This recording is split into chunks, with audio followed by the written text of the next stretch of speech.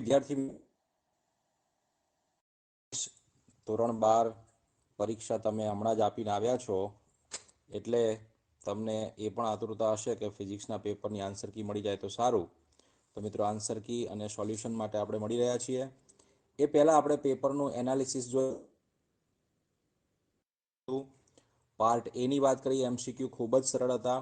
પાઠ્યપુસ્તકમાંથી ચોપડીની લીટીમાંથી કાઢેલા પ્રશ્નો મોટાભાગના જોવા મળે. જે બી હતો એમાં થોડુંક લેન્થ, એટલે એકંદરે પેપર મધ્યમ પ્રકારનું અને પાર્ટ એમાં જોવા જઈએ તો ખૂબ જ સરળ પ્રકારનું હતું. ચલો તો મિત્રો શરૂઆત કરીએ છીએ આપણે અહીંયા આગળ પેપર સોલ્યુશનની.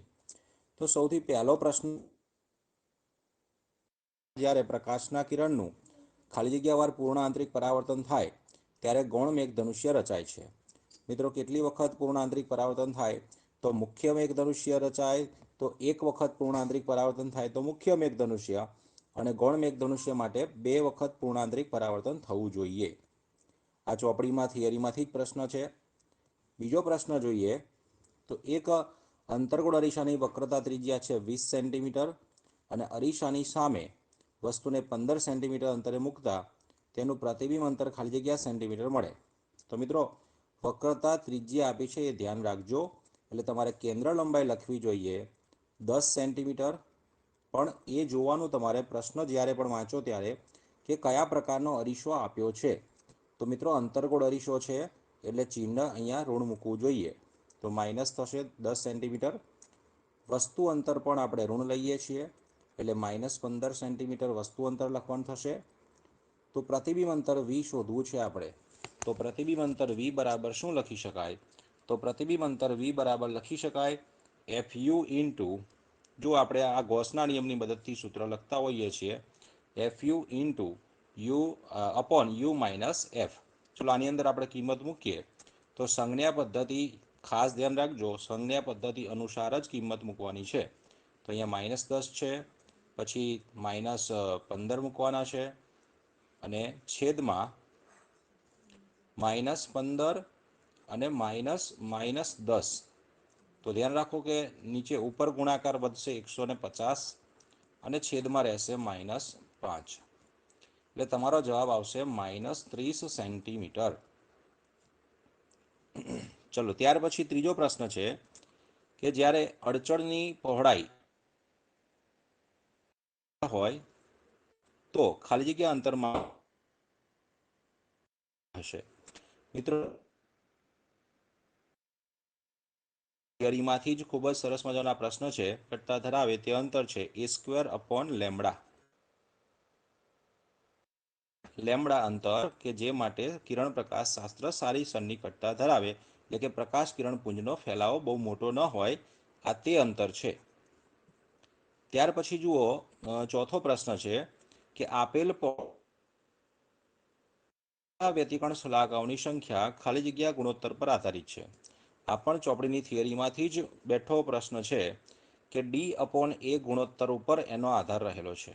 D/A ગુણોત્તર ઉપર કે વિવર્તન પહોળાઈ, જો યાદ હશે તમને કે મધ્યસ્થ અધિકતમની જે આ પહોળાઈ હોય એમાં કેટલી વ્યતિકરણ શલાકાઓ આવેલી હોય, એ વ્યતિકરણ શલાકાઓ જે અહીંયા આવેલી હોય એની સંખ્યાનો આધાર D/A ગુણોત્તર ઉપર હોય છે.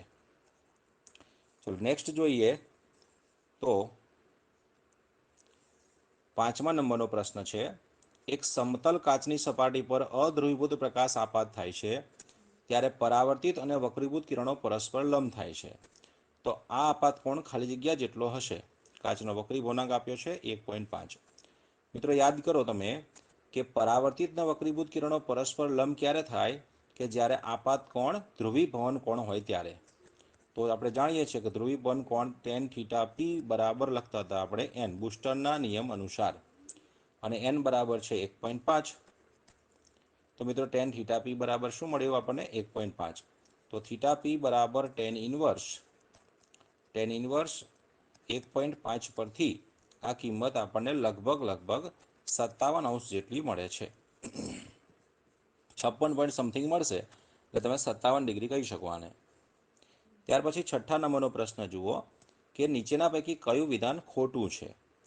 જેમાં પહેલું છે બધી જ પ્રકાશિત વ્યતિકણ શલાકાઓ સમાન તીવ્રતાવાળી હોય છે. તો હા, વ્યતિકણ શલાકાઓ સમાન તીવ્રતાવાળી હોય છે, વિધાન સાચું છે. પછી છે વ્યતિકણ શલાકાઓ સમાન પહોળાઈની હોય છે, એ પણ સાચું છે. મધ્યસ્થ વિવર્તન શલાકાની તીવ્રતા સૌથી વધુ હોય છે, એ પણ સાચું છે. તમને યાદ હશે, વિવર્તનની અંદર મધ્યસ્થ અધિકતમ હોય એ સૌથી વધારે તીવ્રતાવાળી અને સૌથી વધારે પહોળી હોય છે. એટલે જે ડી છે છેલ્લો એ ખોટો છે કે વિવર્તન શલાકાઓ સમાન પહોળાઈની હોય છે. એ વાત ખોટી છે, કારણ કે વિવર્તન શલાકામાં મધ્યસ્થ અધિકતમ સૌથી વધારે પહોળું હોય છે અને પછી આવતા જતા અધિકતમો ન્યૂનતમો સાંકડા બનતા જાય છે. પછી 7મો પ્રશ્ન જોઈએ, જેમાં એક સ્લિટની પહોળાઈ છે એ અને તેને અડોઅડ રાખેલા બહિર્ગોળ લેન્સની કેન્દ્ર લંબાઈ છે એફ.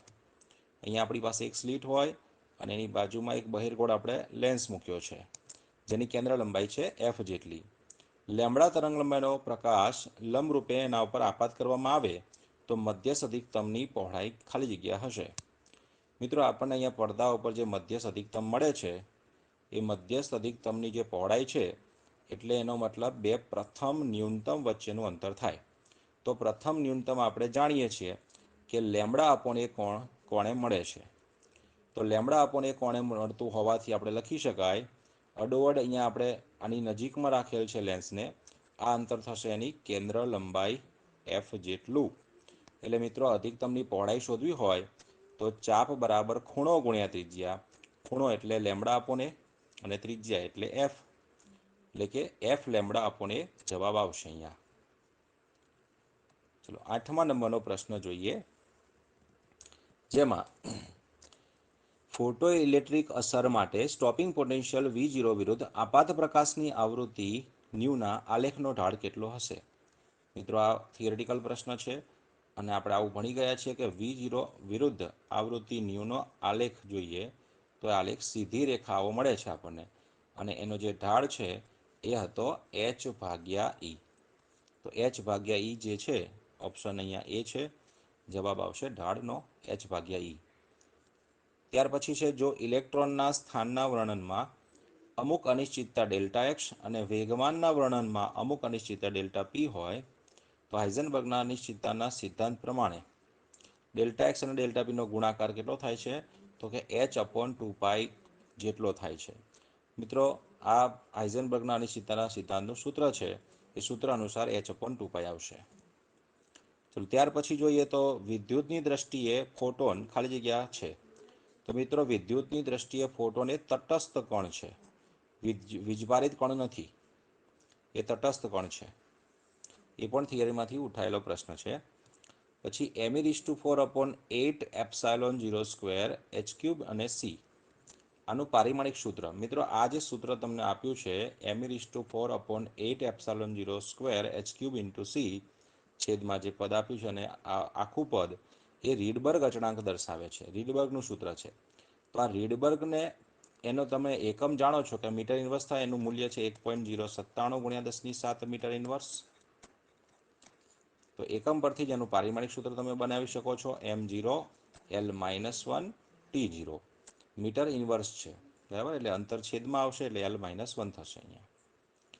પછી 12મો પ્રશ્ન જોઈએ કે જેમાં હાઇડ્રોજન પરમાણુમાં ઇલેક્ટ્રોનને ધરા અવસ્થામાંથી બીજી ઉત્તેજિત અવસ્થા સુધી ઉત્તેજિત કરવા માટે ખાલી જગ્યા ઇલેક્ટ્રોન વોલ્ટ જેટલી ઉર્જાની જરૂર છે. મિત્રો, તમને યાદ હશે કે એનમી કક્ષામાં ભ્રમણ કરતા ઇલેક્ટ્રોનની ઉર્જાનું સૂત્ર છે -13.6 / n². હાઇડ્રોજન પરમાણુ માટે આ સૂત્ર આપણે મેળવેલું છે. એમાં જો તમે n બરાબર 1 મૂકો એટલે ધરા અવસ્થા માટે -13.6 ઇલેક્ટ્રોન વોલ્ટ મળે. પછી n બરાબર તમે 2 મૂકશો એટલે લગભગ તમને એ મૂલ્ય મળે છે 3.4 -3.4 ઇલેક્ટ્રોન વોલ્ટ. પછી તમે n બરાબર 3 મૂકશો એટલે -1.51 ઇલેક્ટ્રોન વોલ્ટ મળે છે. તો તમને કહ્યું છે શું, કઈ અવસ્થા કીધી છે? તો બીજી ઉત્તેજિત એટલે n બરાબર 3 લેવાના છે. n બરાબર 1 એટલે કે ધરામાંથી પ્રથમ ઉત્તેજિત એટલે n બરાબર 2માં સંક્રાંતિ કરે તો પ્રથમ ઉત્તેજિત કહેવાય, અને જો બીજી ઉત્તેજિત કહે તો n બરાબર 3માં સંક્રાંતિ કરે છે. એનો મતલબ કે આ 13.6 અને 1.51નો તમારે તફાવત લેવાનો છે. ઇલેક્ટ્રોન 1માંથી 3માં સંક્રાંતિ કરી રહ્યો છે એટલે ઉર્જા કેટલી જોઈશે તો કે આ બંનેનો તફાવત 13.6 ઓછા 1.51 કરશો એટલે 12.09 મળશે તમને. પછી 13મો પ્રશ્ન છે, નીચેના પૈકી કઈ વર્ણપટ શ્રેણી પારજાંબલી વિભાગમાં મળે? તો એ છે લાયમન શ્રેણી. લાયમન શ્રેણી મિત્રો પારજાંબલી વિભાગમાં મળે છે. જે તમે લાયમન, બામર, પાસવન, બ્રેકેટ, ફંડ શ્રેણીઓ વિશે જોશો તો તમને બાજુમાં ચોપડીમાં લખેલું જ હશે. અહીંયા પારજાંબલી વિભાગમાં મળે છે. ટૂંકી તરંગ લંબાઈ ધરાવતી એવી શ્રેણી છે આ. પછી 14મા નંબરનો પ્રશ્ન છે કે 13 એલ્યુમિનિયમ 27 ન્યુક્લિયસની ત્રિજ્યા ખાલી જગ્યા જેટલી છે. તો મિત્રો આના માટે તમને ન્યુક્લિયસની ત્રિજ્યાનું સૂત્ર ખબર હોવું જોઈએ કે R બરાબર છે R0 A⁻1/3. તો અહીંયા એ એટલે કેટલા છે તો કે 27 નું ઘનમૂળ છે. અહીંયા એનો મતલબ કે 3 રહેશે. તો 3R0 જવાબ આવશે અહીંયા, 3R0. ચલો નેક્સ્ટ પેજમાં 15મો પ્રશ્ન જુઓ. 15મા પ્રશ્નમાં ન્યુક્લિયર બળ કોની કોની વચ્ચે લાગે છે? તો મિત્રો ન્યુક્લિયર બળ તમે જાણો છો કે બધા જ ન્યુક્લિયન્સ વચ્ચે લાગે. 2 પ્રોટોન વચ્ચે જેટલું લાગે એટલું જ 2 ન્યુટ્રોન વચ્ચે લાગે અને પ્રોટોન ન્યુટ્રોન વચ્ચે લાગે. સમાન મૂલ્યનું જ હોય છે દરેક 2 પ્રોટોન કે 2 ન્યુટ્રોન કે પ્રોટોન ન્યુટ્રોન વચ્ચે. એટલે તમામ ન્યુક્લિયન્સ વચ્ચે બળ લાગશે. પછી 16મા નંબરનો પ્રશ્ન છે કે ટ્રિટિયમનો અર્ધાયુ તમને આપ્યો છે. Tau half is equal to છે 12.5 વર્ષ અને ટી બરાબર 25 વર્ષ પછી તેનો ખાલી જગ્યા અંશ અવિભંજિત રહેશે. તો ટ્રિટિયમનો આપણે કેટલો અંશ અવિભંજિત રહેશે એના માટે n/n0 બરાબર 1/2t/τ½ સૂત્રનો ઉપયોગ કરી શકીએ. તો n/n0 ઇઝ ઇક્વલ ટુ 1/2 અહીંયા ટી એટલે 25 છે અને ટાઉ હાફ એટલે 12.5 છે. તો ગુણોત્તર લેતા 1/2² એટલે કે 2:2 મળશે, એટલે કે 1/4. એટલે ચોથો ભાગ અહીંયા અવિભંજિત રહેશે. 25 વર્ષ પછી ચોથો ભાગ અવિભંજિત રહેશે એટલે 1/4 જવાબ આવશે અહીંયા. ત્યાર પછી 17મા નંબરનો પ્રશ્ન છે કે જો Ne એટલે મુક્ત ઇલેક્ટ્રોનની સંખ્યા, NH એટલે હોલની સંખ્યા હોય તો આંતરિક અર્ધવાહકમાં Ne બરાબર થશે NH. ઇન્ટ્રિન્સિક સેમિકન્ડક્ટર માટે, આંતરિક અર્ધવાહક માટે ઇલેક્ટ્રોન જેટલા મુક્ત થાય એટલા જ હોલ રચાય છે. માટે Ne બરાબર NH બનશે. પછી 18મા નંબરનો પ્રશ્ન જોઈએ મિત્રો, જેમાં પીએન જંક્શનને જો ફોરવર્ડ બાયસ આપવામાં આવે છે ત્યારે તે ખાલી જગ્યા મતલબ કે પોટેન્શિયલ બેરિયર વધારશે, બહુમતી વાહકોનો પ્રવાહ ઘટાડે છે, પોટેન્શિયલ બેરિયર ઘટાડે છે કે આપેલ વિકલ્પો પૈકી એક પણ નહીં. મિત્રો યાદ કરો, ફોરવર્ડ બાયસ આપવામાં આવે ત્યારે બંનેના વિદ્યુત ક્ષેત્રો પરસ્પર વિરુદ્ધ દિશામાં થાય છે. કોના બેના? એટલે તો કે પીએન જંક્શનના ડેપ્લેશન વિસ્તારનું વિદ્યુત ક્ષેત્ર, બાહ્ય બેટરીનું વિદ્યુત ક્ષેત્ર બંને વિરુદ્ધ દિશામાં થાય. પરિણામે જે જંક્શનનો વિસ્તાર એટલે કે ડેપ્લેશન વિસ્તાર જે છે એ ડેપ્લેશન વિસ્તારની પહોળાઈમાં અને ઊંચાઈમાં ઘટાડો થાય છે. શરૂઆતમાં પહોળાઈ અને ઊંચાઈ કંઈક આ પ્રકારની હોય છે અને જ્યારે તમે ફોરવર્ડ બાયસ આપો છો એટલે આ પહોળાઈ અને ઊંચાઈ કંઈક આ પ્રકારે થોડીક ઘટે છે. અને એટલે જ સરળતાથી એન વિભાગમાંથી પી વિભાગમાં ઇલેક્ટ્રોન અને પી વિભાગમાંથી એન વિભાગમાં હોલ એ ગતિ કરીને પરિણામે પ્રવાહ મોટો આપે છે. પછી 19મા નંબરનો પ્રશ્ન જુઓ. ચલો એટલે 18મા નંબરમાં સી ઓપ્શન અહીંયા છે, બેરિયર ઘટાડશે. 19મા પ્રશ્નમાં કહ્યું છે એક પદાર્થ એ n1 જેટલા ઇલેક્ટ્રોન અને n2 જેટલા પ્રોટોન ધરાવે છે. તો આ પદાર્થ પર વિદ્યુતભારનો કુલ જથ્થો ખાલી જગ્યા જેટલો હશે. મિત્રો n2 જેટલા પ્રોટોન હોય તો n2 × e જેટલો ધન વિદ્યુતભાર થયો અને n1 જેટલા ઇલેક્ટ્રોન હોય તો -n1 × e જેટલો ઋણ વિદ્યુતભાર. એટલે ટોટલ ચાર્જ આપણે ગણીએ તો Q બરાબર આપણે આ રીતે લખી શકાય. તો n2 - n1 અને એટલે n2 - n1. પછી 20મા નંબરનો પ્રશ્ન છે, સમાન વિદ્યુતભારિત ગોળા ઉપર વિદ્યુતભારની પૃષ્ઠ ઘનતા આપી છે 80 માઇક્રોકુલમ પ્રતિ મીટર સ્ક્વેર છે. તો ગોળા પરનો વિદ્યુત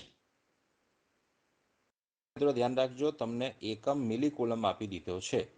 એટલે તમારે કદાચ ઘણી વખતે કેવું હોય કે ગણતરી કરીને જવાબ લાવીએ તો આપણને એમ થાય કે આ ઓપ્શન ખોટા છે કે શું. તો ઘણા વિદ્યાર્થીઓ એકમ વાંચતા નથી, એનું ધ્યાન રાખવું જોઈએ એકમ શું આપ્યો છે. બરાબર. તો 4 મીટર। પછી સિગ્મા પૃષ્ઠ વીજભાર ઘનતા કહેવાય, જે 80 માઇક્રોકુલમ પ્રતિ મીટર સ્ક્વેર આપેલ છે। 80 માઇક્રોકુલમ એટલે 80 ગુણ્યા 10⁻6 કુલમ પ્રતિ મીટર સ્ક્વેર લખાય।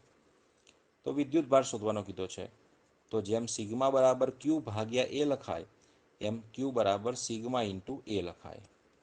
તો સિગ્મા ઇન્ટુ એ એટલે સિગ્મા ઇન્ટુ ગોળા માટે લખાય 4πr², પણ તમને ત્રિજ્યા નહીં પણ વ્યાસ આપેલ છે એટલે અહીંયા d/2 લખાય આરના સ્થાને, એટલે d²/4 થશે એટલે 4 4 કેન્સલ થઈ। તો આમાં તમે કિંમત મૂકી દો એટલે તમને જવાબ મળી જશે 1.45 મિલીકુલમ। ધ્યાન રાખજો, તમને 1.45 મિલીકુલમ બરાબર સેટ કરશો એટલે 1.45 જવાબ મળશે। ત્યાર પછી આગળનો પ્રશ્ન જોઈએ। 21મા નંબરના પ્રશ્નમાં વિદ્યુત ક્ષેત્ર રેખા એ એવો વક્ર છે કે જેના દરેક બિંદુએ દોરેલું સ્પર્શક આ બિંદુ પાસે વિદ્યુત ક્ષેત્રની શું બતાવે છે મિત્રો? માત્ર દિશા આપે છે। આપણે જાણીએ છીએ કે વિદ્યુત ક્ષેત્રની દિશા આપે, તમે વિદ્યુત ક્ષેત્ર રેખાના ગુણધર્મો જોયા હશે, એની અંદર તમે આ વિધાન વાંચ્યું હશે। તો વિદ્યુત ક્ષેત્રની દિશા, વિદ્યુત ક્ષેત્ર રેખા પરના કોઈ પણ બિંદુ આગળ દોરેલો સ્પર્શક તે બિંદુએ તેની પરિણામી તીવ્રતા આપે છે। પછી 22મા નંબરનો પ્રશ્ન છે કે K²/GME×MP નું પરિમાણ ખાલી જગ્યા છે। મિત્રો આ ગુણોત્તર પણ ચોપડીના સ્વાધ્યાયનો જ બીજો નંબરનો કંઈક પ્રશ્ન છે, જેની અંદર તમે જોયું હશે કે આ ગુણોત્તર આપણને ક્યાંથી મળ્યો હતો?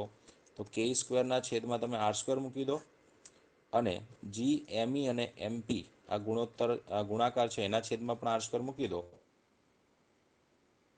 વિદ્યુત બળ દર્શાવે, અને નીચેનું બળ છે એ ગુરુત્વાકર્ષણ બળ દર્શાવે। એટલે બે બળનો ગુણોત્તર છે એટલા માટે પરિમાણ રહિત થશે। એકમ રહિત, પરિમાણ રહિત એટલે m0 l0 t0 એનો પરિમાણ બનશે।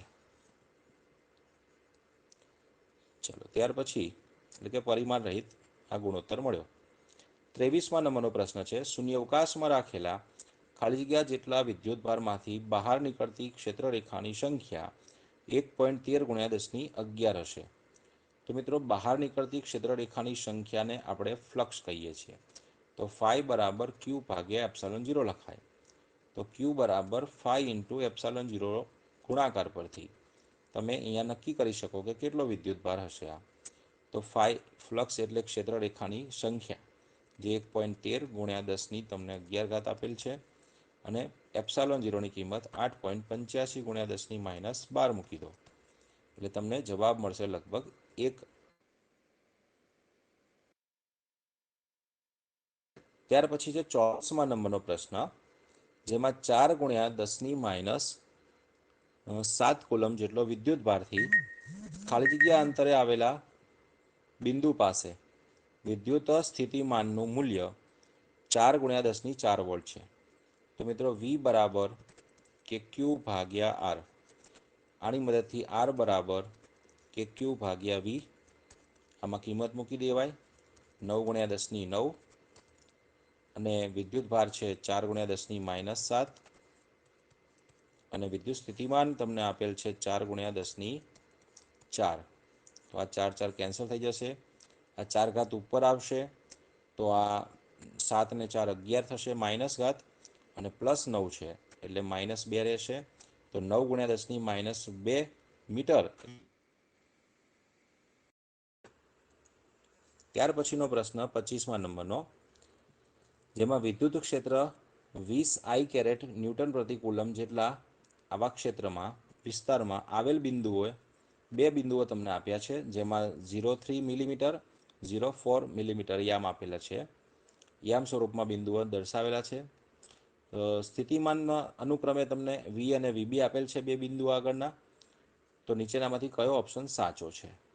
તો મિત્રો પહેલાં આકૃતિ દોરતા સમજો બરાબર તમે। વિદ્યુત ક્ષેત્રની દિશા છે આપણી એક્સ અક્ષની દિશામાં, અને બે બિંદુઓ જે આપેલ છે એક અહીંયા 0.3 મિલીમીટરે અને એક બીજું 0.4, એટલે કે વાય અક્ષ પરના બે બિંદુઓ થયા એ અને બી। તો એનો અર્થ એવો થયો કે વિદ્યુત ક્ષેત્રને લંબ એવા સમતલમાં તમને આ બંને બિંદુઓ મળ્યા। તો વિદ્યુત ક્ષેત્રને લંબ સમતલ એટલે સમસ્થિતિમાન પૃષ્ઠ પરના બે બિંદુઓ થયા, એટલે આપેલ બંને બિંદુઓના સ્થિતિમાન સરખા VA બરાબર VB થશે.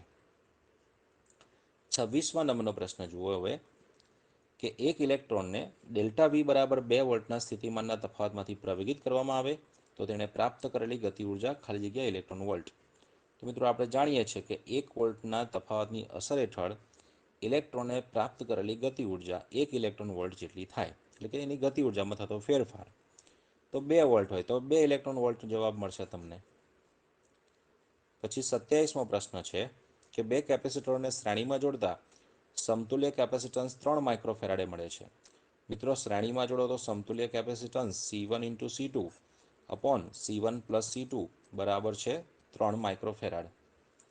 અને સમાંતરમાં જોડતા C1 + C2 થશે, સમાંતરમાં સીધો સરવાળો થાય કેપેસિટન્સનો, અને એ સમતુલ્ય કેપેસિટન્સ આપ્યું છે 16 માઇક્રોફેરાડ, એ છે 16 ખાલી જગ્યા માઇક્રોફેરાડે છે. તો મિત્રો C1 + C2 ના સ્થાને તમે 16 મૂકી શકો છો. તો C1 × C2 અપોન 16 = 3. તો C1 C2 આ જે ગુણાકાર છે એ તમને મળે છે C1 અને C2 નો ગુણાકાર C1 × C2 બરાબર 48. આ 48ની કિંમત છે એમાં C2 બરાબર 48 / C1 કરી શકાય. તો જ્યાં C1 અને C2 નો સરવાળો છે એમાં હવે જ્યાં C2 છે તેની જગ્યાએ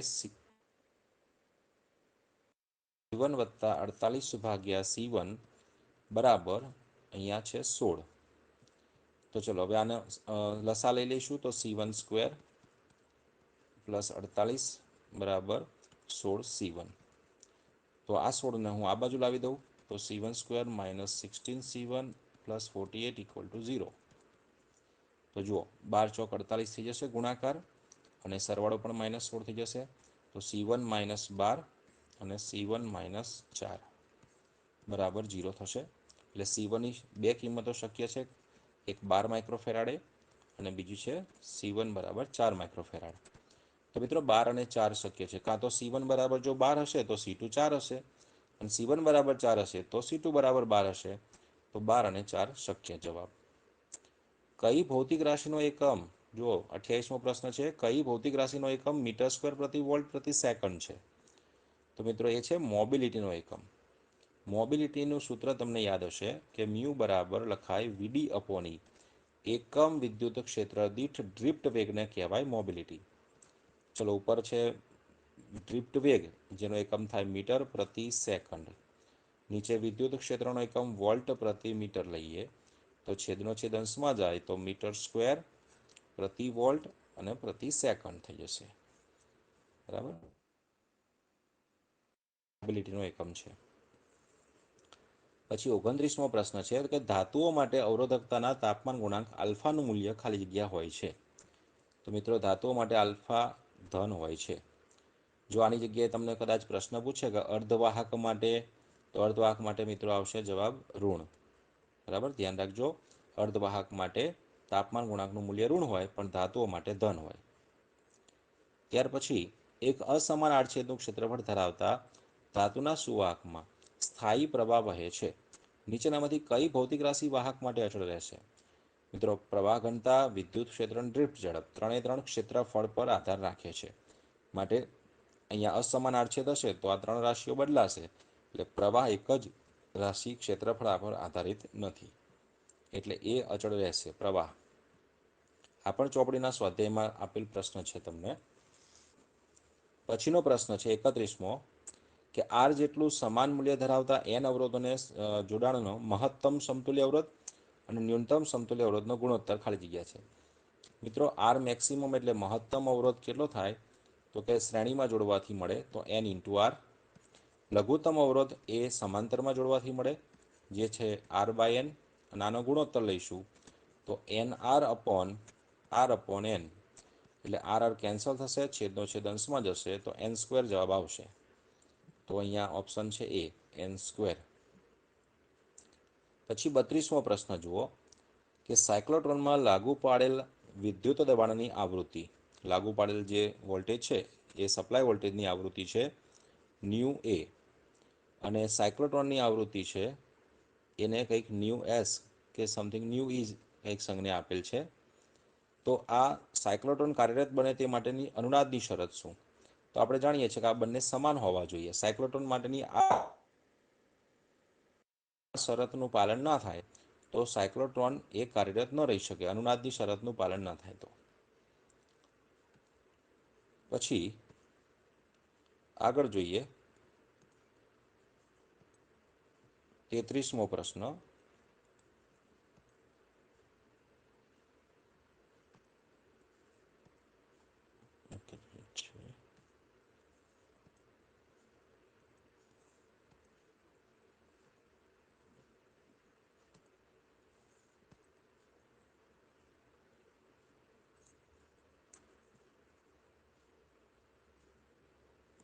છે 33મા પ્રશ્નમાં વેગ પસંદગીકાર તરીકે વર્તતા પરસ્પર લંબ વિદ્યુત ક્ષેત્ર અને ચુંબકીય ક્ષેત્ર બીમાંથી ખાલી જગ્યા ઝડપ ધરાવતા વિદ્યુત ભારિત કણો જ કોઈપણ કોણાવર્તન વગર પસાર થઈ શકે છે. તો મિત્રો અહીંયા તમે જાણો છો કે વિદ્યુત અને ચુંબકીય ક્ષેત્રને લંબરૂપે પરસ્પર લંબ રહેલા વિદ્યુત અને ચુંબકીય ક્ષેત્રને પણ લંબરૂપે ગતિ કરતા એવા વીજભારિત કણની વાત કરીએ. તમે વેગ પસંદગી કારની થિયરીમાં ભણ્યા હશો કે જેમ બંને બળો જ્યારે સરખા થાય છે, વિદ્યુત બળ અને ચુંબકીય બળ, ત્યારે કણ કોઈપણ પ્રકારના વિચલન વગર સીધા માર્ગે ગતિ કરીને જાય છે. એટલે QE બરાબર આપણે જાણીએ છીએ QE બરાબર QVB જેટલું બળ થતું હતું. QVB બરાબર છે. એમાંથી QQ કેન્સલ થાય એટલે કે આ વિદ્યુત બળ અને ચુંબકીય બળ સમાન થાય. તો V બરાબર E ભાગ્યા B થશે. વિદ્યુત ક્ષેત્ર અને ચુંબકીય ક્ષેત્રના ગુણોત્તર જેટલું ઝડપ હશે એ એટલી ઝડપ ધરાવતો કણ વિચલન વગર એટલે કે કોણાવર્તન વગર જ પસાર થઈ શકશે. ત્યાર પછી 34મા નંબરનો પ્રશ્ન જોઈએ. તો 1 સેન્ટીમીટર ત્રિજ્યા અને 0.5 મીટરની લંબાઈનો સોલેનોઇડ આપ્યો છે, 1000 આંટા ધરાવે છે, 5 એમ્પિયર જેટલો વિદ્યુત પ્રવાહ પસાર થાય છે. તો બી બરાબર આપણે જાણીએ છીએ μ0 n ભાગ્યા l અને ઇન્ટુ અહીંયા આઈ. તો મિત્રો μ0 એટલે 4π10⁻⁷. n આંટાની સંખ્યાને 1000ને હું 10⁻³ ઘાતમાં લખી દઉં છું. આઈ બરાબર છે 5 એમ્પિયર અને લંબાઈ છે 0.5. 0.5 એટલે 1/3 પણ લખી શકાય એને. એટલે જુઓ ઉપર અહીંયા 5 ચોકને 20 થશે અને આ બે ઉપર આવશે એટલે 40 લખી શકાય. 40 ગુણ્યા પાઈ અને ગુણ્યા 10⁻⁴ -7 + 3 એટલે હજુ આપણે આ 0ને 1 ઘાતમાં કરી દઈએ તો 4π10⁻³ રહેશે. એટલા ટેસ્લાનું ચુંબકીય ક્ષેત્ર મળશે. 35મો પ્રશ્ન છે કે પ્રયોગો દ્વારા જાણવા મળ્યું છે કે પેરામેગ્નેટિક દ્રવ્યનું મેગ્નેટાઇઝેશન લાગુ પાડવામાં આવેલા ચુંબકીય ક્ષેત્રના સમપ્રમાણમાં કેવા પ્રમાણમાં હોય છે? સમપ્રમાણમાં. આ નિયમ છે એ સમપ્રમાણમાં હોય છે અહીંયા અને નિરપેક્ષ તાપમાનના વ્યસ્ત પ્રમાણમાં હોય છે. તો જવાબ આવશે સમ અને વ્યસ્ત. ત્યારબાદનો આગળ 36મા નંબરનો પ્રશ્ન જોઈએ.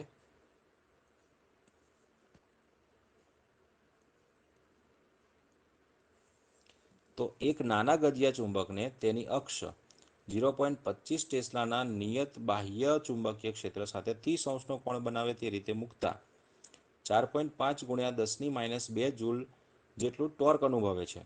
તો એની મેગ્નેટિક મોમેન્ટનું મૂલ્ય કેટલું હશે? તો મેગ્નેટિક મોમેન્ટ m બરાબર લખી શકાય ટાઉ અપોન બી સાઇન થીટા એટલે કે બી સાઇન 30. કારણ કે ટાઉ ઇઝ ઇક્વલ ટુ થશે mb સાઇન થીટા. એટલે એના ઉપરથી એમને કરતા બનાવો, આપણે મોમેન્ટ જોઈએ છે એટલે. તો ટોર્ક તમને આપેલ છે તો ટોર્ક છે 4.5 ગુણ્યા 10⁻² જૂલ અને છેદમાં ચુંબક ને આપણે 1/4 લખી દઈએ અને સાઇન 30 એટલે અહીંયા થઈ જશે 1/2. સાઇન 30ની કિંમત થઈ જાય 1/2 એટલે આ 1/2 4 અને 2 ગુણાકાર 8 થયો, 8 ઉપર જશે એટલે તમને મળશે 36 ગુણ્યા 10⁻². એટલે 0.36 જવાબ આવશે. 0.36 જૂલ પ્રતિ ટેસ્લા. પછી છે કે એલ લંબાઈ ધરાવતા ગજિયા ચુંબકથી આર અંતરે જ્યાં આર > એલ તેના વડે ઉદ્ભવતા વિષુવરેખીય ક્ષેત્ર અને એટલા જ અંતરે તેના વડે ઉદ્ભવતા અક્ષીય ક્ષેત્રનો ગુણોત્તર ખાલી જગ્યા જેટલો છે. મિત્રો વિષુવ રેખા ઉપરનું ચુંબકીય ક્ષેત્રનું સૂત્ર થાય બી વિષુવ રેખા μ0/4π m/r³. શરત પ્રમાણે r>l હોય ત્યારે, અને બી અક્ષ માટે લખી શકાય μ0/4π 2m/r³. તો મિત્રો આની અંદર ફરક શું છે? ખાલી અહીંયા 2 નો ફરક છે. તો બી વિષુવ રેખા ભાગ્યા બી અક્ષ કરશો તો 1/2 રહેશે, એટલે કે 0.5 આવશે. પછી એન આટા અને એ જેટલા આડછેદનું ક્ષેત્રફળ ધરાવતા એક વાહક ગૂંચળાને બી તીવ્રતા ધરાવતા સમાન ચુંબકીય ક્ષેત્રમાં એ રીતે રાખ્યું છે કે જેથી તેનું પૃષ્ઠ ચુંબકીય ક્ષેત્રને લંબ રહે. આ પ્રકારે માનો કે રાખ્યું છે એન આટા ધરાવતું આપણી પાસે આ કોઈ ગૂંચળું છે, ચુંબકીય ક્ષેત્રને લંબરૂપે રહે છે. ચુંબકીય ક્ષેત્ર સદિશ બી અને લંબરૂપે છે. જો આંટાની સંખ્યા બમણી કરવામાં આવે તો તેની સાથે સંકળાયેલ ફ્લક્સ કેટલું થશે? તો મિત્રો ફ્લક્સ ફાઈ બરાબર થશે NBA, એટલે આંટાની સંખ્યાના સમપ્રમાણમાં ફ્લક્સ છે. જો આંટાની સંખ્યા બમણી કરશો તો ફ્લક્સ પણ બમણું થશે. 2NBA જવાબ છે. પછી 39મો પ્રશ્ન છે કે એક પરિપથમાં 0.1 સેકન્ડમાં વિદ્યુત પ્રવાહમાં 5 એમ્પિયરથી 0 એમ્પિયરનો ઘટાડો થાય છે. સમય ડેલ્ટા ટી અથવા ડીટી સમય તમને આપ્યો છે 0.1 સેકન્ડ. પ્રવાહનો ફેરફાર તમને શું આપ્યો છે? 5 થી 0, એટલે અંતિમ ઓછા પ્રારંભિક કરીએ તો 0-5, એટલે કે -5 એમ્પિયર થશે. તો પરિપથમાં આત્મપ્રેરકત્વ આપણે શોધવાનું છે, અને EMF આપ્યું છે 200 વોલ્ટ. તો મિત્રો E બરાબર -L × di/dt સૂત્રની મદદથી તમે Lને કરતા બનાવો છો તો E × dt/di. આ ગુણોત્તર આપણે લઈએ તો જુઓ ઋણ નિશાની આગળ અહીંયા છે જ, એટલે -200, dt એટલે 0.1 સેકન્ડ અને di એટલે -5. તો તમને જવાબ મળી જશે. આ 0.1 છે એટલે એક શૂન્ય કેન્સલ થશે, જવાબ મળશે 4. તો 4 હેનરીનું આત્મપ્રેરકત્વ થશે. પછી જોઈએ આગળ 40મા નંબરનો પ્રશ્ન કે ફેરાડેનો નિયમ પ્રેરિત વિદ્યુત ચાલક બળ માટે ખાલી જગ્યા શું આપે? પ્રેરિત વિદ્યુત ચાલક બળ માટે માત્ર મૂલ્ય આપે છે, અને દિશા માટે આપણે લેન્ઝના નિયમનો ઉપયોગ કરીએ છીએ. તો જે પ્રેરિત EMFનું મૂલ્ય આપે છે ફેરાડેનો નિયમ. પછી LC પરિપથ માટે ઇમ્પિડન્સનું સમીકરણ ખાલી જગ્યા છે. મિત્રો ઇમ્પિડન્સનું સૂત્ર છે R બરાબર વર્ગમૂળમાં R² + XC - XL². પણ અહીંયા તમે જુઓ કયો પરિપથ કયો છે? LC. LC પરિપથ છે એટલે અવરોધ નથી, તો Z બરાબર તમારી પાસે શું રહેશે? XC - XL² ને ઉપર વર્ગમૂળ એટલે એકલા XC - XL. તો XC = 1/ωc અને XL બરાબર ωL. ચલો ત્યાર પછી એટલે કે આની અંદર જે જવાબ છે ઓપ્શન છે એ, Z બરાબર 1/ωc - ωL.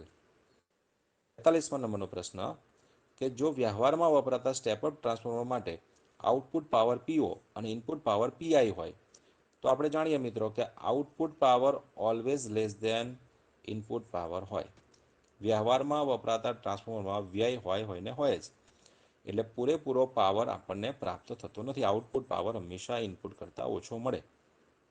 જો આદર્શ ટ્રાન્સફોર્મર કયું હોય તો PO અને PI સરખા હોય. એટલે એ ખાસ ધ્યાન રાખવું જોઈએ કે કયું ટ્રાન્સફોર્મર કયું છે, બરાબર વાંચીને પછી જવાબ લખાય. હવે આગળના પ્રશ્નમાં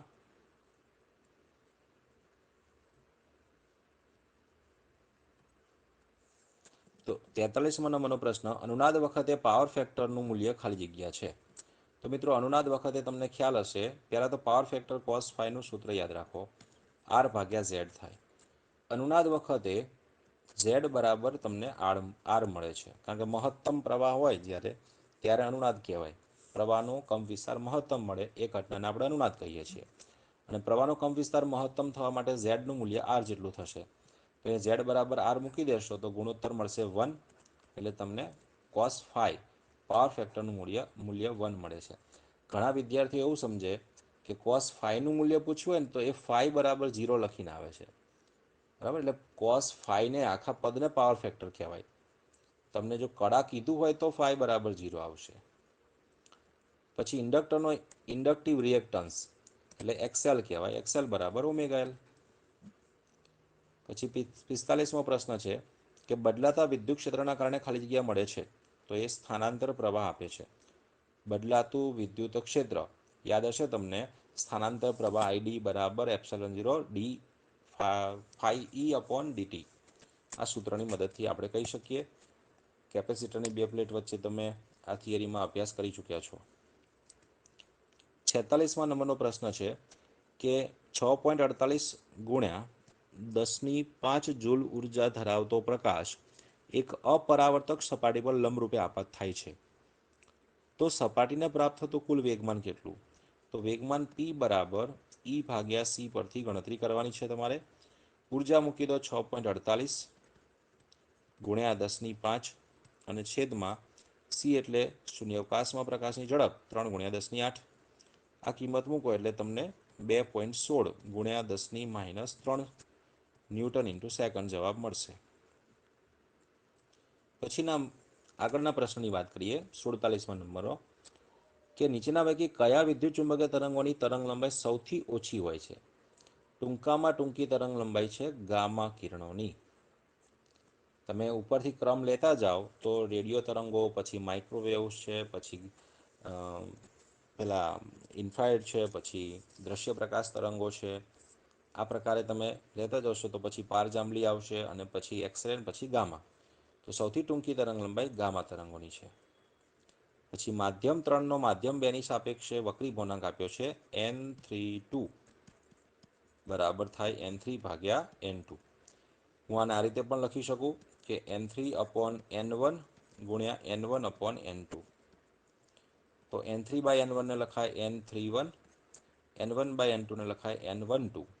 તો તમારો જવાબ આ ઓપ્શનોમાંથી બનશે n31 ગુણ્યા n12 વાળો, એટલે કે બી જવાબ છે આમાં. પછી એક જાદુગર તેના પ્રોગ્રામમાં એક પ્રવાહીમાં રાખેલ n બરાબર 1.5 વક્રી ભૂર્ણાંકના લેન્સને અદૃશ્ય કરે છે, તો પ્રવાહીનો વક્રી ભૂર્ણાંક ખાલી જગ્યા જેટલો હશે. તો મિત્રો, જો લેન્સને અદૃશ્ય કરવો હોય તો એટલા જ વક્રી ભૂર્ણાંક ધરાવતા પ્રવાહીમાં એને ડૂબાડવો જોઈએ, એટલે વક્રી ભૂર્ણાંક એટલો જ આવશે 1.5. ત્યાર પછી ટેલિસ્કોપના ઓબ્જેક્ટિવ લેન્સ અને આઈપીસ માટેની કેન્દ્ર લંબાઈ આપી છે FO અને FE છે. તો મોટવ શક્તિ, તો ટેલિસ્કોપ માટે આપણે જાણીએ છીએ FO અને FEનો ગુણોત્તર એ મોટવ શક્તિ આપે, તો FO ભાગ્યા FE આ ગુણોત્તર આપશે મોટવ શક્તિ. તો મિત્રો, પેપર સોલ્યુશન આપણે જોયું પાર્ટ A માર્ચ 2022, અને હવે તમને મોટાભાગે બધા પ્રશ્નો સરળતાથી સમજાઈ ગયા હશે ને ખૂબ જ સરળ MCQ હતા. એટલે તમે ભવિષ્યમાં પણ ખૂબ પ્રગતિ કરો એવી શુભેચ્છા સાથે મળીએ હવે ફરીથી આગળના વિડીયોમાં.